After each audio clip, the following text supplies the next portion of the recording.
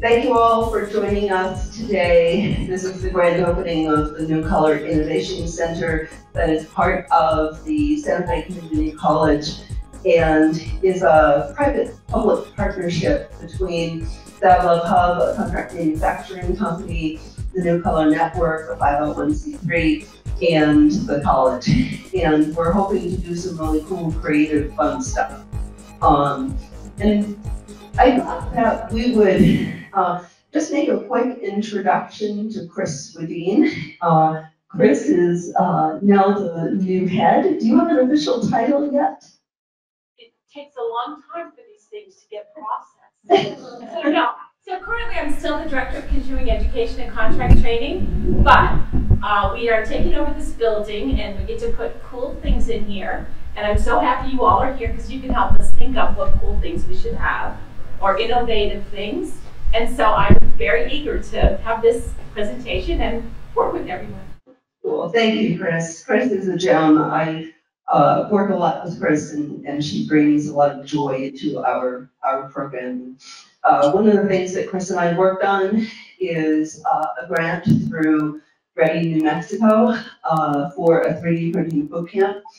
That will happen starting August 23rd, and the state is funding the ability for 40 students to go through and learn design thinking, CAD design, 3D printing skills.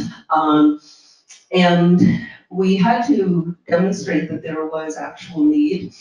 And what I discovered in talking to just 4 companies, one of which was Meow, that there were 1,000 jobs on the horizon just from those 4 companies. One, of course, was Lionel, and a lot of those were at Lionel, but I didn't even talk to Sandia, I didn't talk to any of the aerospace people. And these kinds of jobs, as those of you who know me, those kinds of jobs, what I believe is the future of the workforce. You know, everybody complains about automation and how jobs are going to automation, but they're not going away, they're just changing.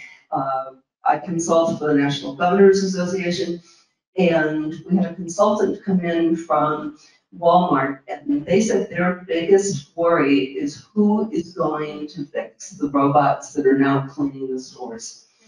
And so it's these kinds of jobs are no longer just in high tech, they're no longer just in places like Meow and creative artistic places, they're now in your dentist office. 100% of Invisalign braces are now 3D printed. And these kinds of skills are necessary across the industry. It's really becoming ubiquitous across all of the landscape. And so with that, we really need to innovate a lot of what's happening in education. And thanks to the foresight of Becky Rowley and working with my group, we are doing a lot of innovative kind of programming, like digital badges.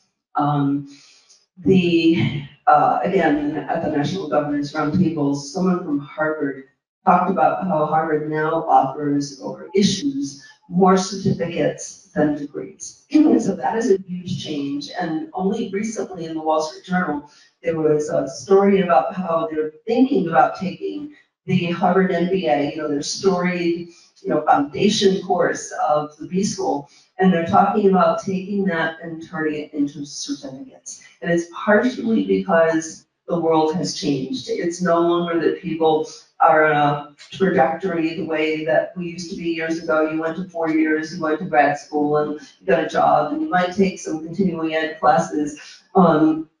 If you're an engineer in our industries, and that was it. But life is really different now. Technology is changing so quickly, and we really have to innovate education. And so here, we are in our lab, which is part of the MIT Lab Network.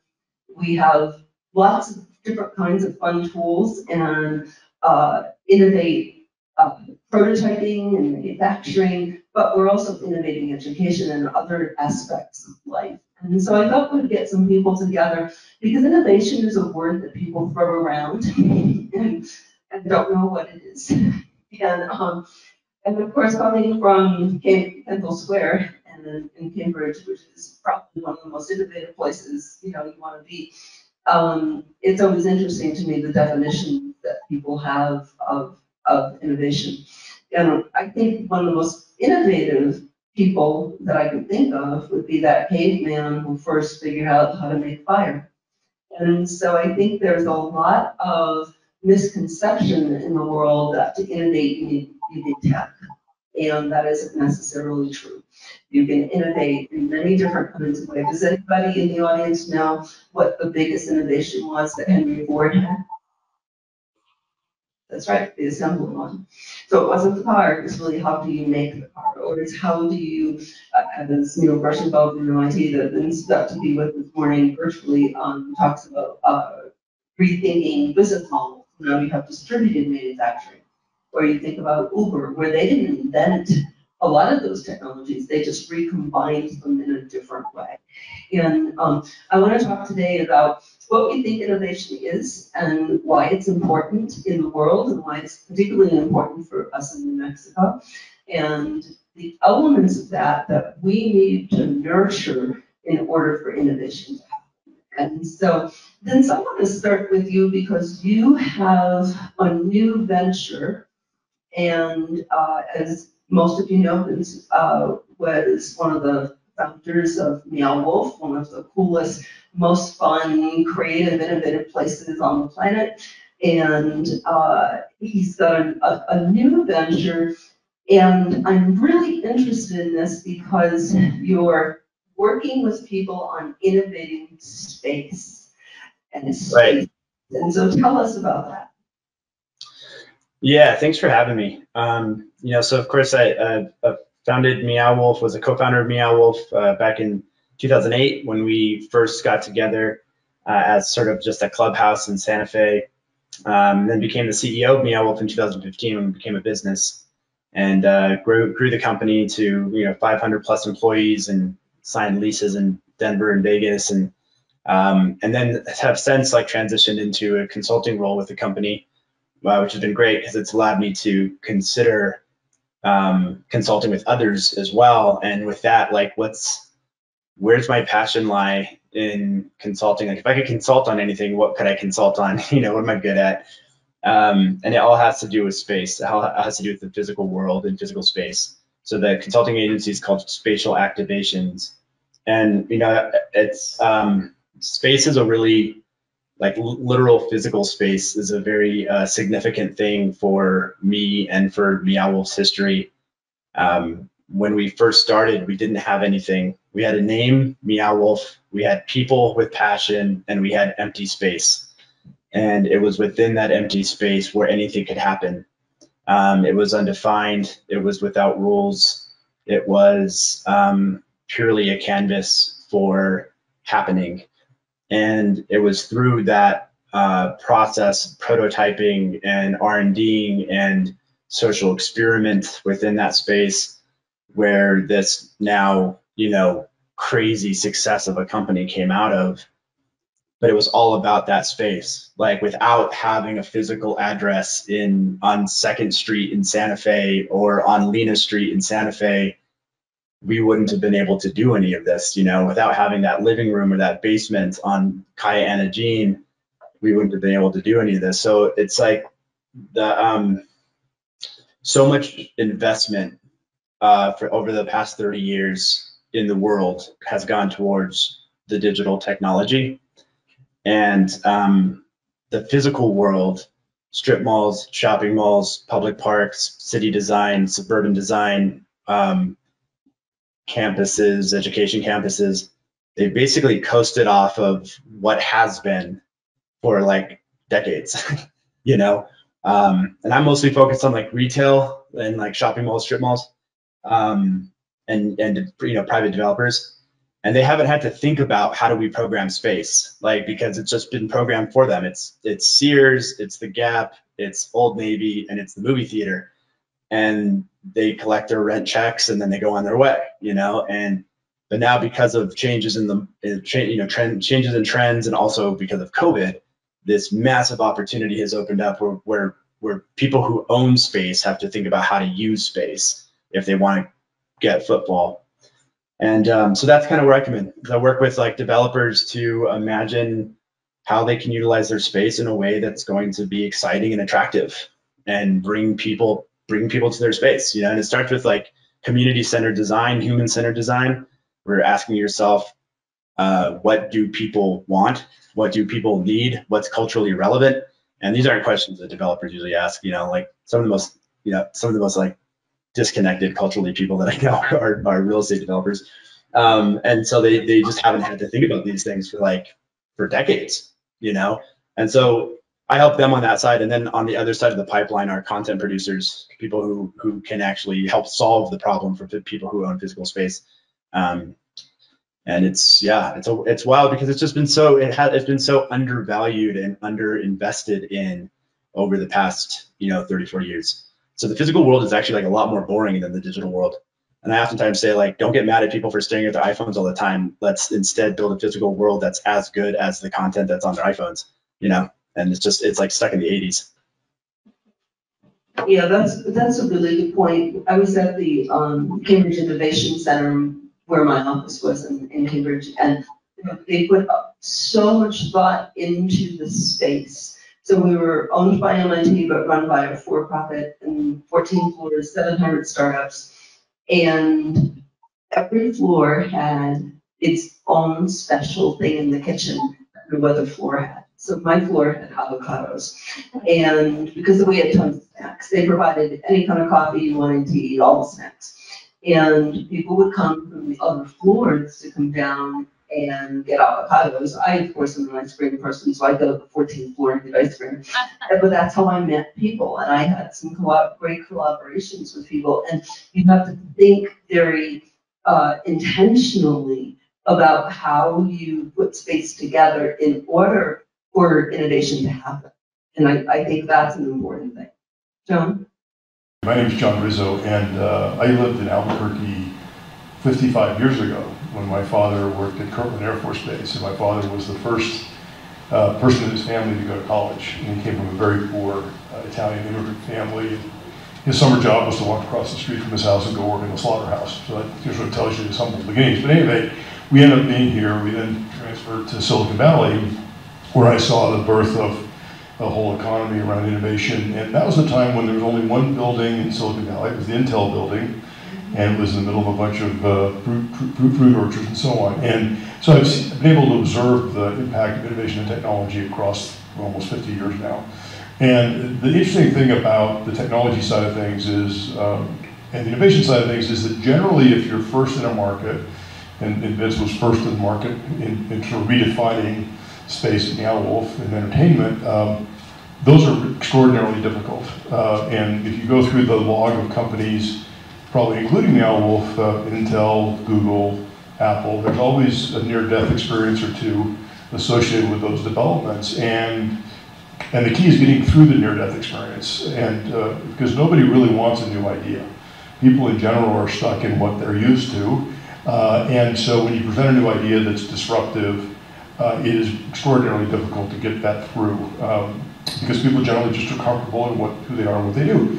And so Meow Wolf, I think, is a great example where it's taken a new idea, it's counter to what everybody thinks and expects, but now it's on the verge of becoming mainstream. And now the notion of saying, well, we're going to apply that theory and those innovative ideas to shopping malls or to schools or to other things, not simply places where people go to amuse themselves. It sort of has the opportunity to transform industries. And the same thing holds true for innovation in general. Whenever there's a step up in innovation, it is disruptive and transformational, creates huge amounts of economic benefit for people that otherwise wouldn't have benefited from that before.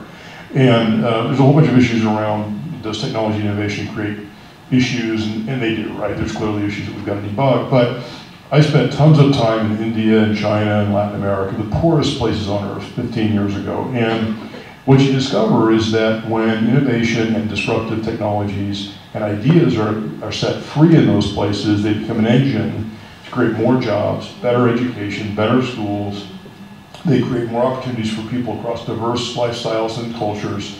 And there's no requirements if you want to be an innovative person. You don't have to have a certain color of skin or a certain heritage or certain economic background. Anybody who's got an idea anywhere in the world can do really interesting things with them. And that's the power of this. And I think New Mexico more specifically, we're facing, in my opinion, an existential crisis for the state, in the sense that old people are coming in, like me. I consider myself an old person. Young people like Vince are leaving, and the state is shrinking. 10 years from now, the state will get smaller. It won't get bigger unless these trends are reversed. And what that does, it creates enormous pressures on our population. As the state shrinks and the economic power shrinks, there'll be more crime, there'll be less economic development, there'll be less growth. And if you look at all the states around us, they're all growing like crazy. And they're growing because they've got a different orientation toward growth. And the problem that we face is that we should not be shrinking. We have more natural resources and assets in New Mexico, from creativity, culture, history, research and development, than most of the states that surround us. So we should find ways to embrace that and grow in a way that's really productive. And so growth to me is a solution for better economic development and improvement in everybody's lives, no matter where they come from. So I don't know if I answered your question, but it's sort of consistent with Vince's point of view. Perfect. But it is, I think, it's innovation that solves problems. And we're facing a time where there's an enormous amount of issues in the world, like climate change, I mean, huge problems. And unless we really innovate, we're not going to solve those problems. You can't do it the same old way you've always done. You have to think differently. And so, Jennifer, can you introduce yourself and talk about how your group kind of looks at space? Sure, absolutely. Thank you for having me here today. Jennifer Sinsabaugh, I'm the CEO of the New Mexico Manufacturing Extension Partnership. And so we are a nonprofit entity that is, the sole mission is to help grow manufacturing within the state of New Mexico. Manufacturing, as we're speaking of definitions that change and have varying degrees, when we think manufacturing, we're starting all the way at the research and development process, because you can't develop a new product if you don't do research and development. So it starts kind of all the way there, all the way to getting back to the end user. So it's not just your typical factory piece. And so our team gets to work with manufacturers throughout the state on a daily basis and go in and help them optimize, innovate, think of new ways, not just new products, but new ways of making the same product, new ways of getting customers for that product, and everything else in between. So there is also an MVP in every state in some way, shape, or form. And we are all loosely connected through National Institutes of Standards and Technology.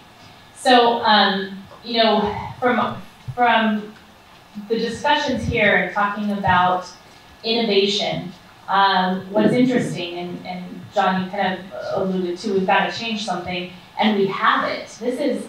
That's what's amazing to me here in this state, is the potential.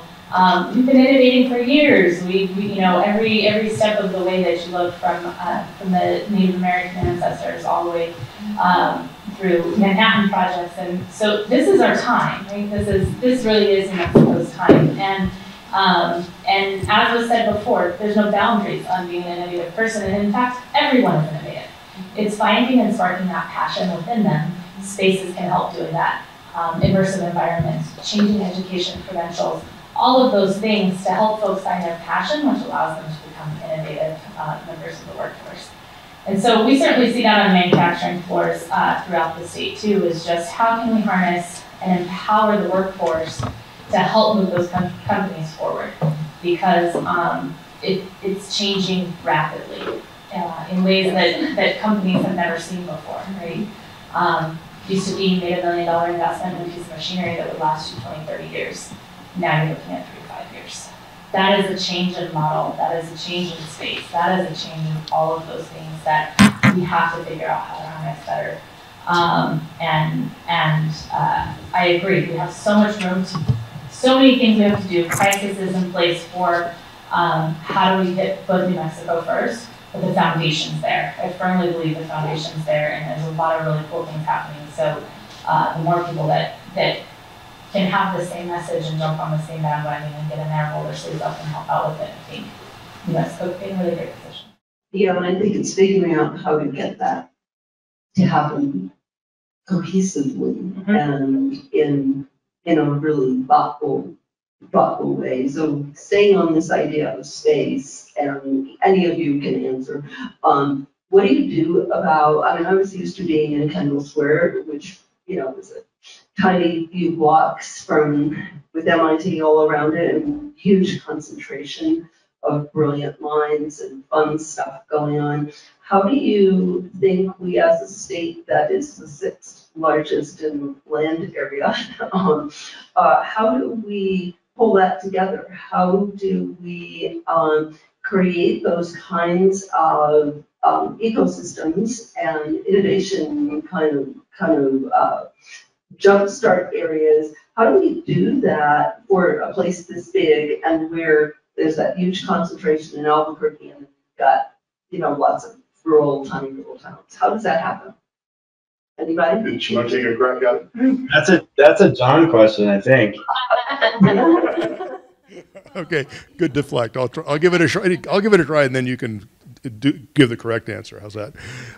So I do think that the world has changed as a result of the pandemic. So the one, if there is one bright side, and you could call it that, it is the time frame for people to interact virtually has been accelerated by probably 5 to 10 years.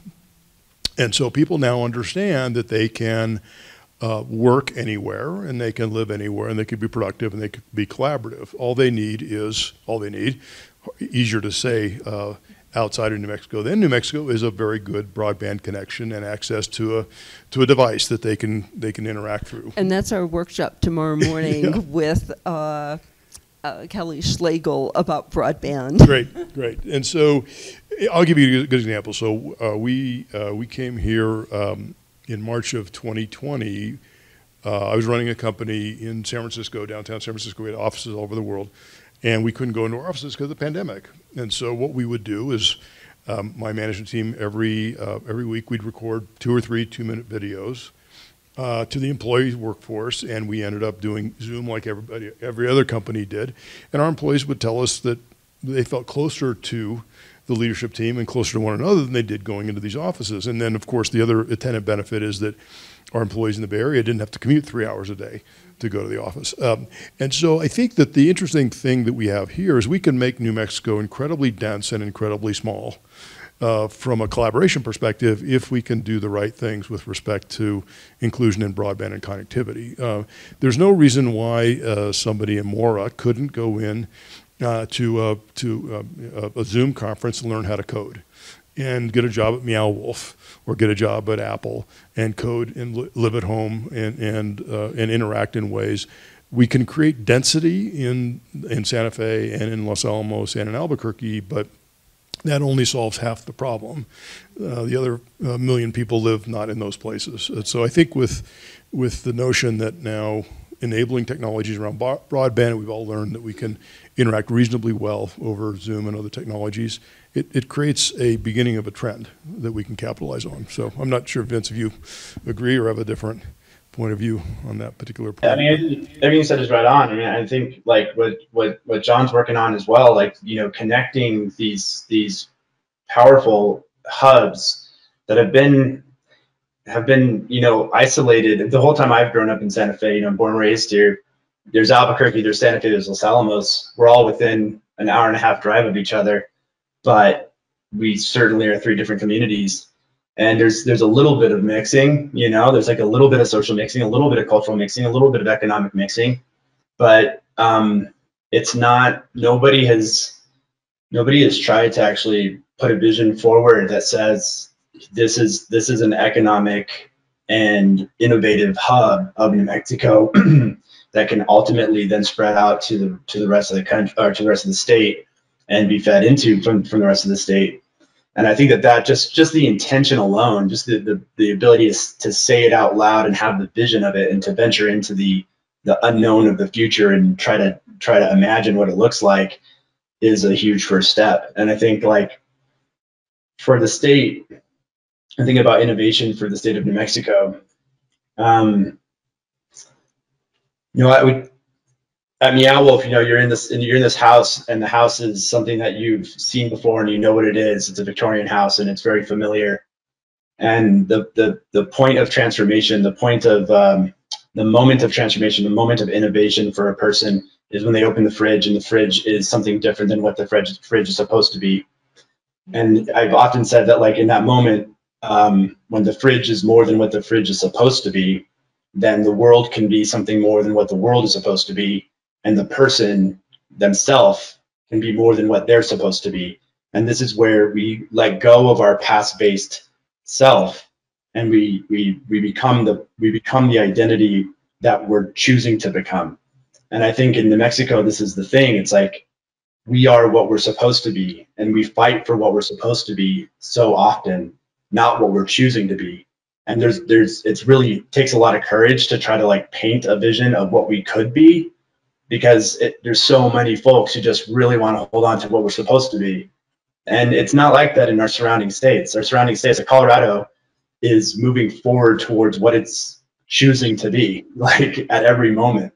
And that possibility that exists within the future, rather than the limitations that have already been set in the past, the possibilities of the future is what innovation is. It's the space where possibility exists, and it's attractive to people. They're like, oh wow, I can actually be part of this future, And I think, like, so philosophically, that's just a big thing. It's like you can move forward into the future while still honoring and holding on and anchoring to the cultural values of the past. But you have to have courage to have vision. You have to have courage to say, this is what it could be. And it's tough for people to do that, And so I applaud John. It was tough for me to do it. I'm from here. Like, I'm from Santa Fe. I have a huge leg up. Like, I'm a local boy. And it was tough for me to, like, start Meow Wolf and launch it. I get a ton of, flack all the time. Like, this isn't what Santa Fe is supposed to be. And it's like, and so it's going to take courage of vision, courage of imagination to bring innovation to the state. You were talking about learning to code online, and what we have done is figured out a way to teach people the machines online. Right. And because I thought, well, we have to overcome this. We have to give kids who are not having access, we have to give them a way to get the tools. And so we partnered with 3D Print Life, which is a distributor of small 3D printers, and they had this $265 printer, and we bundled them with our badges, and they drop ship them to people's homes or schools, and they can learn remotely. And it's all done through an LMS, through a learning management system, and people can get help online. They do a portfolio, they do a project, they document the project, they send it in, it gets either pass fail because it's a project, and they identify an idea, they figure out what that idea, or they identify a problem, and they figure out a way to solve that problem. And so it's not even just anymore with coding, because the price of so many kinds of technologies have come down so much that we're now able to make it far more accessible. And I think that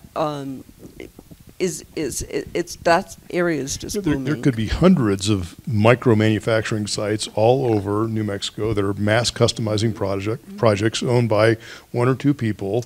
And the notion of, well, you've got to build a manufacturing facility in Detroit to make cars. There's a whole other economy emerging that allows, and you see this yourself all the time. It's an innovation in how manufacturing is done that doesn't require the kind of 4-year, 8-year degree and massive amounts of student debt. It doesn't need that anymore. Do you know Local Motors? Do you know Local Motors? Do you want to tell their story? Because that is a great example.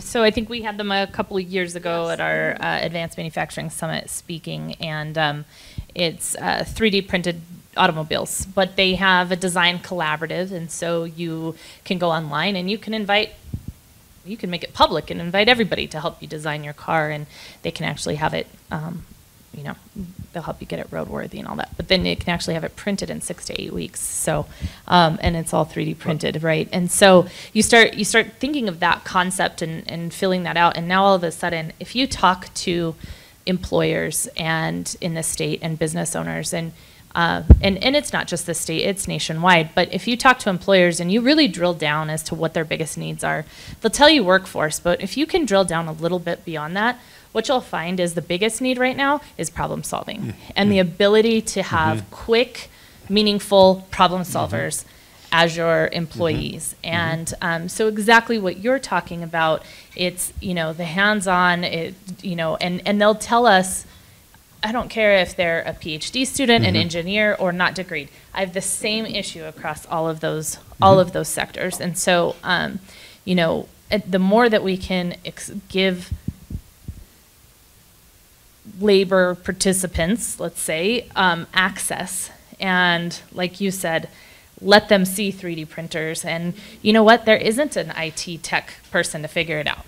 You're there and you're having to problem solve the connection issue or all those little things that if you were to add up how many times the company has to solve those on a daily basis, it costs a lot, right? And so, so absolutely, I think that there's a lot of space there. There's a lot of room, silver lining, a lot of room to being able to collaborate. In some senses, we have to get out of our own way. We've got to stop making winners and losers and right and wrong. We're just too small of a state to do that. So we have to collaborate together, and we have to, you know, Albuquerque's got to celebrate the successes of Farmington and Las Cruces, just as Las Cruces has got to celebrate the successes of northern New Mexico. That's the only way we're going to grow the state. But I think I want to expand on something that Vince said, which is this notion that it's really a mindset, and to the extent that we think we can create the future we wish to be in rather than be subject to the future that we have nothing to do with. It's a really different point of view. And you know, having spent 40 years in Silicon Valley, the one thing that I could say is that it goes back to your point about problem solving. If you're not crashing and burning and failing in Silicon Valley, the point of view is you're not really trying hard enough. And so there is this mindset that says you should solve problems, and if you can't and you don't solve them, at least you've learned something through that process. And to the extent that our state and other parts of the world, there is a mindset that says, no, it's okay for me to try something. It's okay for me to solve a problem, and if I don't solve it and I fail, then at least I've tried.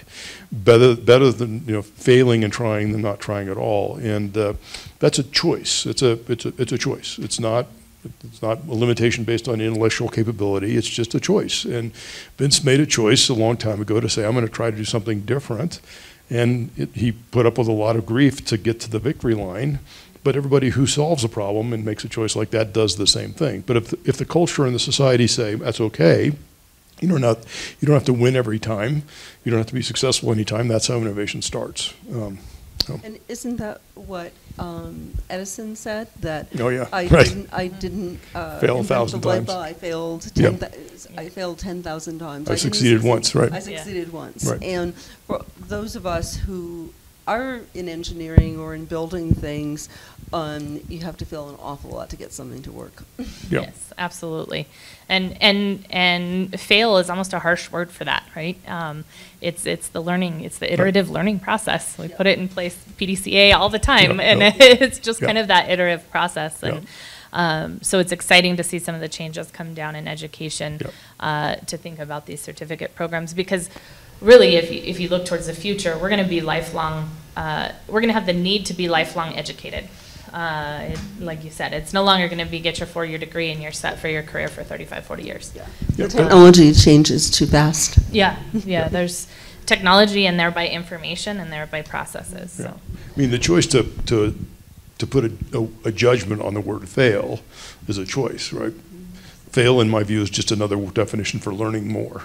Yeah. And good judgment, at least in my experience, comes from a lot of bad judgment. You can't really learn what's good until you've tried something that's not. So it's an iterative process. So it's definitely iterative. And there are places in the world where the culture and the mindset does not support failing, and so that's another issue where we don't have that here. We've got a very creative, very thoughtful, very sort of break the rules kind of society here in this state in many ways.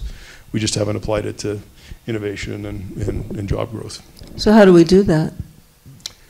Well, we need examples, right? We need a prototype, and Vincent Meow Wolf is a great one. So it's an example. Look, here's somebody who tried something, and the state, I think, is dramatically better off as a result of Meow Wolf being here. The city, the people in Santa Fe are much better off, changing the world. There's nothing, but it's an example, right? And so people don't know they can do something until they're showed an example. And we can't be so quick. Oh, sorry, go ahead. I was just going to say we can't be so quick to change policy and direction and everything from the failures, if you will, because we have other examples that weren't as successful. That doesn't mean that we should never do it again. It just means it didn't work that time, and we learned why. Yeah, and generally, the investment into entrepreneurship. I just to bring my story into context. Like, I was 34 years old. I was 3 years removed from a pretty hefty shoplifting charge. I had no college degree. I was making $12 an hour as a food delivery person. I was not welcomed in many public meetings. I was not welcomed in many institutional spaces. Museum and art institutional spaces didn't want to have anything to do with me or anything to do with Meow Wolf. And because of the investment that George R.R. Martin made, and a handful of local investors to make House of Eternal Return happen, what should have been a path for me that was like, who knows where I was going, turned into creating 500 jobs, one of the highest grossing revenue companies in the whole city of Santa Fe, a company that has raised more capital than any company in the history of New Mexico. And it just took one person saying, I believe in you, and looking at someone like me. And entrepreneurs look a lot like me. Like, they tend to be people who have a hard time with the normal path and have a hard time with following rules. But in New Mexico, we don't value that. We don't value people who don't follow rules. And I think just like investment into entrepreneurship, investment into young people. I know the Y word is a controversial one. People get upset when I use the word young, but we need to invest in young people. That's what every other state around us is doing. Yeah, transformation requires a lot of perseverance and commitment. I see Mitzi Montoya's in the back, the new dean at the Anderson School, and she's in the middle of transformation there, right? Yeah, trying, yeah. And I've been in companies as well where you're trying to help a company that's not done well for years and years and years, and you've got to help them realize they can be different, right? And as Vince said, if people believe they can be different, they'll be different. And I remember working at Apple in 1983 on the Mac team, and the one thing you could say about Steve Jobs is that he had absolutely no lack of confidence in his ability to reshape the future, and he didn't care what the impediments were. And he had 100 of us believing the same thing. And that's why Apple is where it is today. There was this point of view that says, no, it can't be different, and we're not going to accept anything less. And Vince did the same thing at Meow Wolf. Nothing less than different is what we're going to do. And so we really need to instill that in our young people. And as you guys know, we have a registered apprenticeship with the U.S. Department of Labor. And when people think about apprenticeships, they think about HVAC and electricians. And I thought, well, how do we get young people to get excited about manufacturing? And so our apprenticeship is in 3D printing.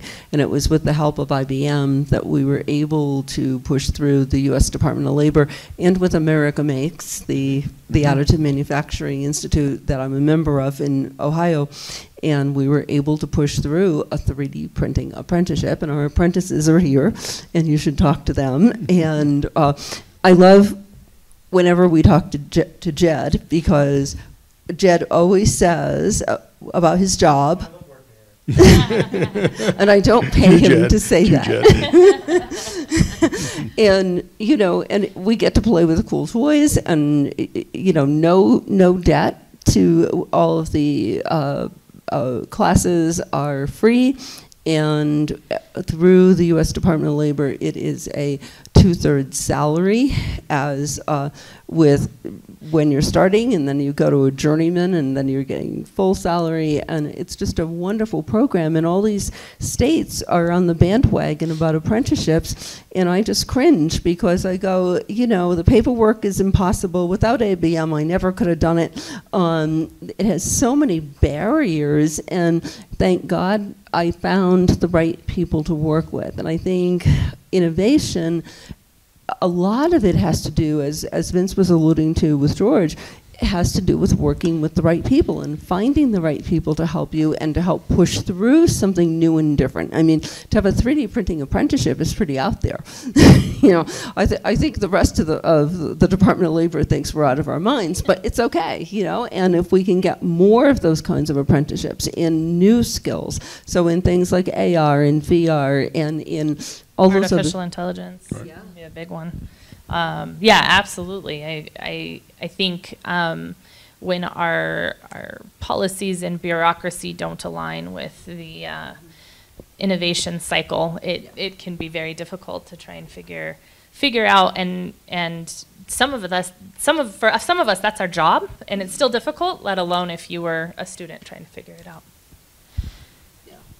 No, I think that's really right. So how do we also get more support for young people? And for me, young people are like under 30.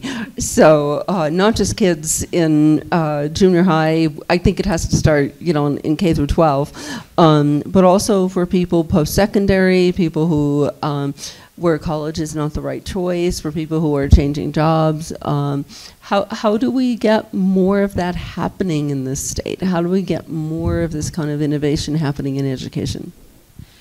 You know, we've said the word several times, but it's collaboration, absolutely. I think for so long, these industries have been siloed. Business was, you know, they have expectations of education, but they're not a part of education. Education has expectations of business, but we don't combine that. We also don't sing our successes and our praises enough about what does work for industry. And so when we go in and speak with industry, it's like, well, this is what I need out of a college grad. But they've never communicated that, and the question's never been asked. And so, you know, been on a few things with Mitzi already so far, and definitely seeing those changes. Definitely need to accelerate it across all different levels of education. No, you know, I'd say, like, obviously it comes down to investment, and if you're not able to make the money, if the state can't get the money from, you know, tax revenue in order to then reinvest into things like education, or, you know, support of an entrepreneurial ecosystem, or whatever it is that we're talking about, then you need to look at other places. And we have a 20 billion plus permanent fund that is our rainy day fund. And then we're all talking about how, like, it's, you know, it's a rainy day right now in New Mexico. So, like, who's going to have the vision? Who's going to have the leadership? Who's going to have the courage to say, we need to tap this permanent fund to reinvest back into the youth of our state? Right. And, you know, nobody talks about that. Nobody wants to poke holes, you know, at that piece of our state government. But it's sitting there, making its interest, building. Great, we're getting more and more of a permanent fund, but it's not getting spent on anything. You know, so, like, at some point we do have to tap it, and we do have to invest into the state from it. It's the largest sovereign fund in the country. No other state has as much money saved than New Mexico does in a fund like this. Yet we're all talking here about how many problems we have. Right. It's not rainy day because of the pandemic, by the way. It's rainy day because of the shift in the demographics in the state. So that's the ultimate issue. And I think, to Vince's point, if we do nothing, that $20 billion will end up getting smaller and smaller and smaller, because we're going to have to spend money to support an economy that doesn't support itself. And so my big view on how to solve the education problem is to solve it on the demand side, meaning bring businesses in, incent them to be here. They'll make demands on the education system. It may take time, and it will take time, but it will create a virtuous cycle of development longer term. Nothing better than an employer who says, I need to hire 100 people that have these qualifications in the next 30 days, and if I can't hire them in New Mexico, I've got to bring them from out of state, maybe, or I'll just put my company somewhere else. The water seeks its lowest level, you know, naturally. So to the extent that we can we can have more employers here that have clarity on what they need, and there's collaboration, and the problem will get solved. But it needs to be solved in totality. It can't be these little tiny piecemeal things. That there's just too much inertia to get in the way of that. And involving our students in industry too. You know, I know in manufacturing, October's Manufacturing Month, and we have manufacturers all across the state that open their doors, and the public's welcome, but usually we have, in non-pandemic times, 1,500 to 2,000 students at varying ages going through and seeing what's made and how that works. And when you expand that even beyond just kind of my industry and manufacturing, and you start talking about you know, helping children to understand career development and career pathways, not just, oh, that teacher was really fun, I'm going to go do that, or didn't, you know, when we can help start them, they are so creative and imaginative at that age, and in those younger years, we can really captivate on, like I said earlier, defining their passion, defining where it is that they want to be in their future, and then aligning what needs to happen. If it's a certificate, an education, you know, more formal education, getting experience with a MakerBot, you know, whatever that looks like. So I think that that's also got to play a critical part.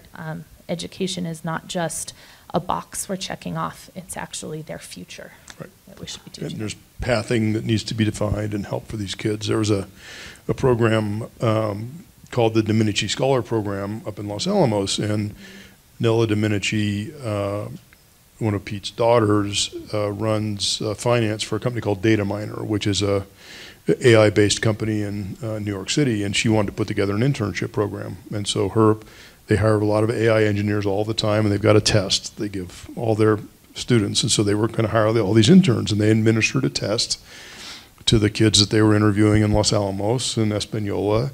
And it was stunning because the kids that were freshmen in high school or sophomore in high school scored higher than the kids from other parts of the country that were juniors and seniors. And her point is there are incredibly smart kids here across the state. They just don't know how to get injected into a process. And so they didn't know how to interview for the jobs. They didn't know how to research the companies. They didn't know how to ask the right questions. They didn't know how to follow up with the emails after the interviews. But all these things we sort of taught them. But the nature is that we've got raw materials in this state that are second to none, in my opinion. We just got to help the families, help the kids understand that if you want to go from point A to a great job in a leading AI company, just follow these 10 steps, and here's some support to help you do that. It doesn't cost much time or money to do that. Absolutely. We also have an intern working for us, a senior year engineering student working for us, and when I was talking to him about his career development, he said, well, you know, I'd love to stay in New Mexico if I can find a job. And it's like, whoa, you're going to have a degree in engineering. We cannot fill enough positions, and yet your perception is that you might not be able to stay here. And so, you know, when that's the perception, they will start applying other places. So we also have to clarify that. I was going to speak to that. I think it's really good. Like, well, oftentimes I say at Meow Wolf, like people ask me, like, why do people like Meow Wolf so much? Like, what's so transformational about it? I'm like, well, honestly, we provide a context of the unknown for people to explore and discover within. And the thing about, and really the reward is exploration and discovery. And the thing about exploration and discovery is that you can only explore and discover within unknown contexts. If you're in a known context, there's no exploration and discovery possible because you already know everything. So kids are always like in an unknown context, and that's why they have the joy of a kid, like always exploring, always discovering. Adults don't really have that opportunity. But what you just are saying is, we create these very elaborate apparatuses of known environment or known context, and they're called identities. We ourselves create them as individuals, but the state has created a very known context of what the identity of New Mexico is. And as long as we're stuck to that known context, there's no exploration, there's no discovery, there's no innovation. And someone like the person who you just mentioned doesn't feel like New Mexico is a place where they can actually, where possibility exists, because it's stuck within this known. So I point to like cultural moments that break the known context of the New Mexico identity, like Meow Wolf or like New Mexico United, where it's like, whoa, like Mexico United didn't go with like red and yellow and a Zia symbol and a Roadrunner. You know, they went with black and yellow and like, and it starts to shape up this like fixed context of what the state is, which then actually allows for the opportunity for something new to emerge. And I think that like, so I point a lot to like cultural movements to be able to start to like soften that identity of the state, so that people like the person you just mentioned can be like, oh, New Mexico might be a place where possibility actually exists, rather than being fixed in the known environment, you know? And again, I always have the same question. So how do we do that? I mean, how do we encourage more of that to happen? I mean, you know, yeah, it's like it's talented people stepping up and being courageous and trying to get stuff done. It's people who have money. Like a lot of the investors who invested in Meow Wolf, they're all local. Like the first round of investors, they're all local New Mexico investors, and so many of them told me this is the first time we've ever invested in something in New Mexico. It's like, hey, Santa Fe, like people up, you know, up on Upper Canyon and Hyde Park Road, like open your pocketbooks to like innovation that's happening right here, to entrepreneurs that are happening right here, that exist right here, and take a risk. You know, ultimately take a risk on a big idea. You know, Pete Trevisani took a big risk on a new idea for the soccer team. And I think like it's more of that. It's creating a culture in New Mexico that says like, we need to try something, we need to take risks, and hopefully supporting like young entrepreneurial voices that can then bring forth, you know, new possibilities for the state, you know? I think it's, to answer the question, Sarah, I think number one, we need a place for people to live and work in a post-COVID environment. If we want to bring people from elsewhere to seed these companies here, where do they live and where do they work? There's no place in Santa Fe. There's no place in Los Alamos. There's more places in Albuquerque, but it's an issue. Where do they live and work? Number one. Number two, if I am going to relocate and I want my young kids to be educated in New Mexico, I need to know that there are great schools, public and private. And I need to know that if I just Google New Mexico schools, that the answer I get on U.S. News and Report is a trivial answer. It's not nuanced, right? And there are incredible schools here, and there's a strategy so that you can get the best education for your kids as you could anywhere else. Then we need to figure out, how do we provide enough investment capital for entrepreneurs, people in this room who might say, I'm going to start a company. And is there enough money here, and is there enough other resources around them to build great businesses? So there's a capital formation issue that we need to create. We also, on the education side, need to have the higher education schools say, we're going to create graduates that are designed to fit the kinds of jobs that we're going to bring here, right? We need to involve the community, because New Mexico, one of New Mexico's most amazing assets is its very diverse community. The 70% of the population that's Native American and Hispanic, that community needs to be a part of this thing, because that's why New Mexico is so wonderful in the way that it is. And how do we engage the community? And going back to your point about a rural community, it's a challenge. And then finally, we need to be able to encourage people who make the leap to New Mexico to feel safe in that discussion or that decision. So if a woman who's running a program management office at Google decides to move here and her husband needs to work here, where's he going to work? And how do we support that family in coming here? And given that we don't have an entrepreneurial ecosystem that's as extensive as some of these other areas, how do we help them feel like if that company doesn't succeed, there'll be another one that they can work at? So there's this, so all five of those things, place to live and work, capital formation, education, community outreach, and mentorship, those are the things that we need to put in place. I don't know that we need to do that with a lot of state support. I think it can be just an initiative that, that we all just decide to go do and create a different mindset and just go do it.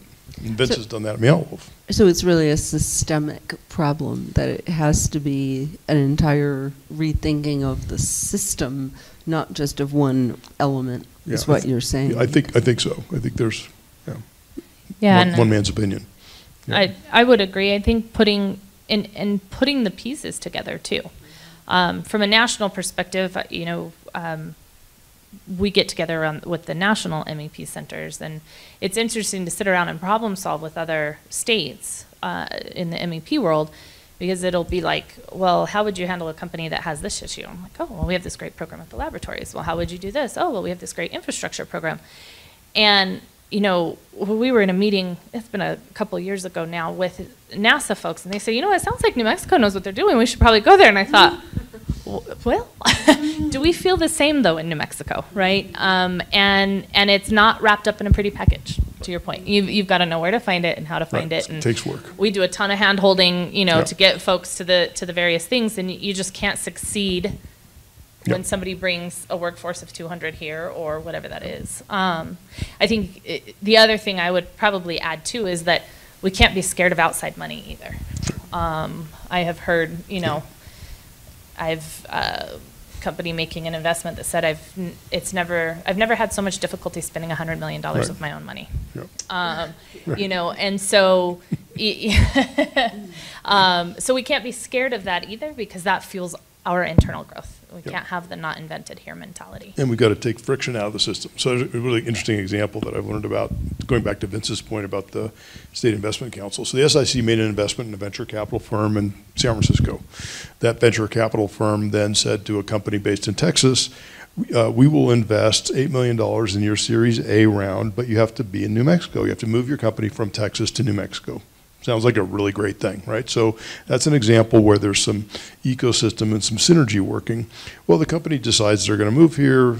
They're asking now, practically speaking, how do you do that? Well, how can we hire employees? Is there a job posting board somewhere that's not Indeed, that's very specific to New Mexico? Well, not really. A really simple example of how health insurance works in these startup environments is they hire these professional employer organizations. They're called PEOs. And instead of me as an entrepreneur hiring 5 employees and figuring out how to spend for health insurance on those 5 employees, which is extraordinarily expensive, I hire a PEO, and that PEO hires hundreds of thousands of employees. They negotiate the insurance rates with the insurance carriers, so my insurance costs are lower, my employees get great health benefits. Really important. Well, it turns out in New Mexico, there is a little known law that doesn't allow you to hire a PEO. And it was some artifact of something bad that happened 10 or 15 years ago that there was an unintended consequence, and so this guy can't move his company here because the minute he establishes an official New Mexico address, his entire healthcare program for all of his employees across the country blows up. So there's friction. So how do we then figure out, okay, we need to solve that problem so he can move here? But imagine doing that on a scale of hundreds of companies every single time, over and over again. So there needs to be this sort of thoughtful program of how do we take friction out of the entire process so people can come here quickly, effectively, and not have to deal with a lot of hassle, because if there's too much friction, they'll just go to Texas and they'll put up with the humidity and the bugs and the politics, and everything will be fine. Yeah, you have to be able to, you know, the state, the county, and the city all having policies that conflict with one another. You know, so if you expand that onto different economic development organizations and having to know what's happening in everything, I love the way you put that. The friction in the system has got to be removed. So, and we can't do it one by one. So we probably need like a group to get together and start lobbying for this. We probably need some kind of a structure for this. The four-year institutions are a massive piece to the puzzle, in my opinion. I mean, it's the funnel that brings talent to the state, and also has the ability to keep talent in the state that grew up here.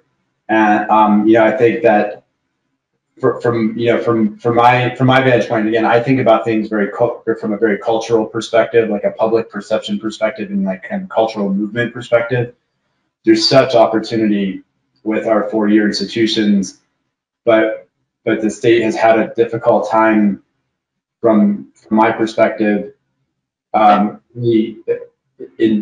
painting the picture of the value, or bringing forth, like, you know, just marketing, honestly, just marketing how good our institutions are Like, I don't think people know. I don't like the world doesn't know how good some of our programs are, and that's a shame. You know what I mean? And for me, that's like when people say like, well, I don't know, I'm an engineer and I'm going to leave the state because I don't think there's any jobs here, and you're dealing with this perception problem. It's the same thing with our institutions. Like, if people knew how quality, some of these programs at UNM are, kids around the country would have a different perspective of what New Mexico is. Kids who grow up in New Mexico would have a different perspective of what New Mexico is. So to me, like that's what I focus on. And there's a lot of other better answers probably, but I just think just like elevating the public perception of these institutions and really putting them on the map is something that I think is lacking. Yeah, I think celebrating successes. I think I'm a proud alum of UNM Globos. But I graduated my undergrad in chemical engineering and was sitting in a job interview at one point, and they said, well, you're not from a top 20 ranked school. And that year that I graduated, the chemical engineering, it was chemical and nuclear engineering at the time, was ranked 9th, right? And so it was like, well, wait a minute. But that, that perception isn't always there. So I do think, and I think that goes for our state in general. We do a very poor job of celebrating our successes. I think that, so I think we can change the narrative there. And also, whether it's traditionally been part of the role or a unique role here in New Mexico is just what we talked about, some of those gaps being, and we've got to do a better job of bridging the gap between industry and education. And it's been this way for so long that I will be the first to admit it's hard to get industry at the table. I'm constantly trying to drum people up for roundtables and get CEOs to sit on that stuff. So, but the better job we can do with that, I think, would go a long way as well. And I would just add to that not just in New Mexico, but in many states, the colleges are disincentivized to have alternative kinds of programs. And I say that meaning that many colleges their funding is predicated on how many degrees they issued the previous year.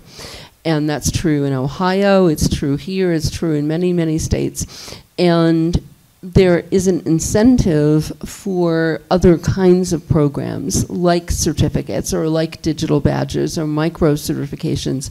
And we need to have that full range. We need to have a full range of offerings because not every student is the same.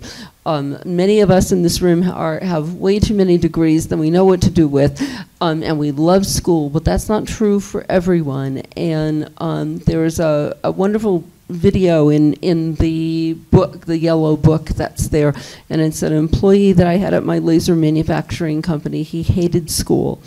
Graduated high school, loved math, had all A's in math and like D's and F's and everything else. And flunked out of the first semester of community college, just couldn't make it. His aunt worked in our accounting department, got him a job as an operator, and now he has engineering degrees and runs 4 laser labs. And the pathway we were talking about is not straight and narrow like it used to be. And somebody has to sometimes not even realize that engineering is an option. I mean, I look at, people who come into our design for 3D printing class and go, oh, well, I never knew that I could do this. And they're holding in their hands some fabulous objects that they imagined and now created. And I think that if we only focus on the 4-year degree, we're missing the boat. Any other questions before we start to wrap up? I just wanted to add a little bit of that to this and bring back the Innovation Triangle project and what John's trying to do here. We're in a position now where we do have really strong opportunities at Sandia, at Los Alamos, at Meow Wolf. These opportunities are starting to really blossom. And with that, there's a lot of partnership opportunities, like a lot of companies that Meow Wolf is working with around the country.